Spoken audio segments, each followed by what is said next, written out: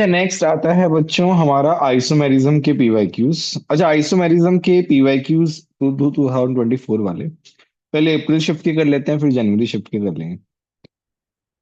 अच्छा, आइसोमेरिज्म में भी दो ही हैं, स्ट्रक्चरल और ज्योमेट्रिकल। अच्छा, नेक्स्ट पहला है cis form of alkene is found to be more polar than trans form.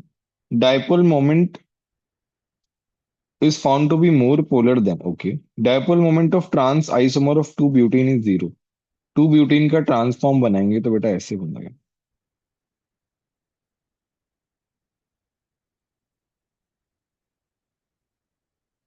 तो मेरे पास ये sp3 है, तो इसका इलेक्ट्रोनेगेटिविटी कम होता है और इसका इलेक्ट्रोनेगेटिविटी ज्यादा होता है sp2 का। ये ऐसे जाएगा, ये ऐसे जाएगा। यहाँ पे म्यू जीरो आ गया। वहीं हम सिस फॉर्म लें तो ये ऐसे हो जाएगा cis form. It be something like this.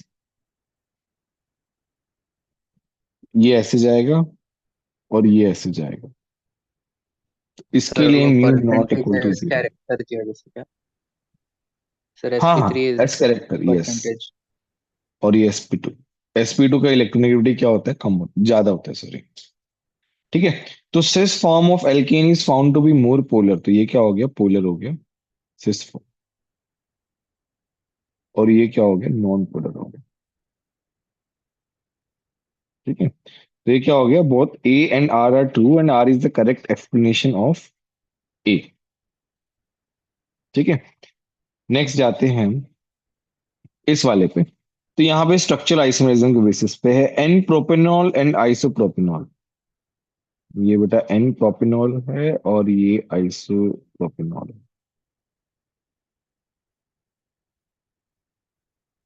ठीक है। तो यहाँ पे तो खैर पोजीशन आइसोमेरिज्म दिख रहा है मुझे। ये वन टू थ्री, ये हो गया वन टू थ्री। तो पोजीशन बस चेंज हुई है, तो ये पोजीशन आइसोमेरिज्म आ गया। ठीक है। तो ए का क्या आ गया, थर्ड आ गया। All right. मिथॉक्सी प्रोपेन और इथॉक्सी इथेन। All right. तो ये मेटामर होता है, ये यहां से यहां चला गया, तो इसको क्या बोलते हैं बेटा, मेटामर बोलते हैं। जब alkyl group polyvalent functional group के इधर उधर हो जाए तो उसको क्या बोलते हैं, मेटामर। नेक्स्ट है प्रोपेनॉन एंड प्रोपेनॉल। तो प्रोपेनॉन एंड प्रोपेनॉल, तो बेटा ये तो फंक्शनल ग्रुप ही चेंज हो गया, ये एल्डिहाइड है और ये क्या है, कीटोन है। तो ये फंक्शनल ग्रुप फोर्थ आ गया। नियोपेंटेन एंड आइसोपेंटेन, तो नियोपेंटेन बेटा ऐसे होगा और आइसोपेंटेन बेटा ऐसे होगा, लाइक दिस। तो यहाँ पे 3 कार्बन की चेन है, यहाँ पे 4 कार्बन की चेन है, पेरेंट चेन। तो ये क्या हो जाएगा, चेन आइसोमर। तो मेरे पास 3142 आ जाएगा, 3142, फोर्थ ऑप्शन। समझ में आया कि नहीं आया, बोलो बच्चों। आया सर। नेक्स्ट है which of the following is metamer. Metamer में क्या होता है, जो पॉलीवेलेंट फंक्शनल ग्रुप है हमारा, तो उसमें अल्काइल ग्रुप का चेंज होता है इधर से उधर कुछ। तो यहाँ पे आप देख रहे हो कि ये जैसे यहां से उठा के यहां ले आए, पहले वाले ऑप्शन में। सेकंड वाला ऑप्शन दूर दूर तक नहीं दिख रहा है, दोनों जगह बेंजीन है, जो कि पॉसिबल ही नहीं है। यहाँ पे दोनों जगह साइक्लोहेक्सेन है, ये भी पॉसिबल नहीं है। और यहाँ पे तो फंक्शनल ग्रुप ही चेंज कर दिया, ये एल्डिहाइड है बेटा। यहाँ पे क्या है, अमाइड है।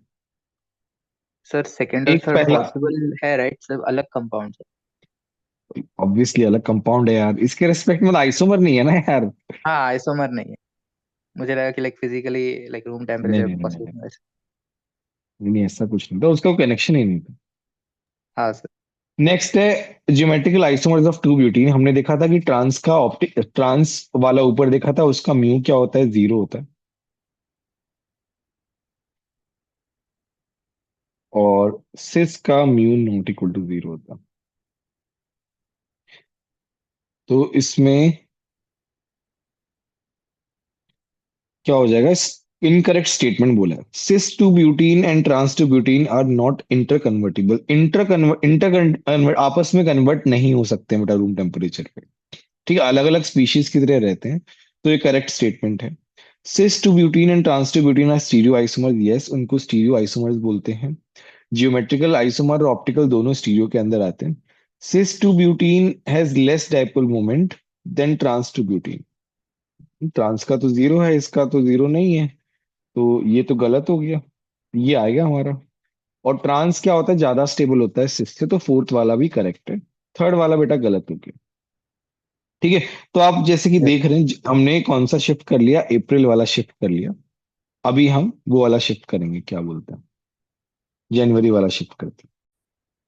तो जनवरी शिफ्ट के हम प्रॉब्लम्स कर रहे हैं, ज्योमेट्रिकल आइसोमेरिज्म एंड स्ट्रक्चर। तो ज्योमेट्रिकल आइसोमेरिज्म में बोला है विच विल शो ज्योमेट्रिकल। तो ज्योमेट्रिकल में क्या है बच्चों, ऐसा नहीं होना चाहिए, दोनों साइड एक ही ग्रुप नहीं होना चाहिए, कुछ ऐसा सिस्टम होना चाहिए, ए बी, ए बी, मतलब इधर अलग होना चाहिए, इधर अलग होना चाहिए। दोनों आपस में हो सकते हैं बट अलग, दोनों एक साइड पे अलग अलग होना चाहिए। या फिर रिंग में ऐसा होना चाहिए, दो जगह पे, कोई भी दो जगह पे ऐसे ग्रुप निकला हुआ होना चाहिए। यहाँ पे आप देख पा रहे हैं कि जैसे हम ईस्ट डबल बॉन्ड के अराउंड देखें तो इधर, इधर, इधर, ये पूरा पार्ट और ये पूरा पार्ट सेम है। तो डबल बॉन्ड के अराउंड एक साइड पे दोनों ग्रुप सेम नहीं हो सकते हैं, तो ये नहीं होगा। यहाँ पे आप देख रहे हो कि CH2 है, एक H दूसरा H, दोनों सेम है, नहीं हो सकता। यहाँ पे आप देख रहे हो कि इधर जाने पे 2 डिग्री, इधर जाने पे 2 डिग्री, इधर जाने पे BR है और इधर जाने पे BR नहीं है। इसका मतलब ये साइड, लेट्स से मैंने A मान लूं, तो दूसरा साइड जो है वो B होगा, वो A नहीं होगा। और इस डबल बॉन्ड के अराउंड क्या है, एक H है और एक BR है, तो ये क्या है बेटा, अलग अलग है। तो इस डबल बॉन्ड के करस्पॉन्डिंग यहाँ पे ज्योमेट्रिकल आइसोमेरिज्म आ सकता है। ठीक है। तो थर्ड ज्योमेट्रिकल शो करेगा। फोर्थ एक बार डिस्कस कर लेते हैं।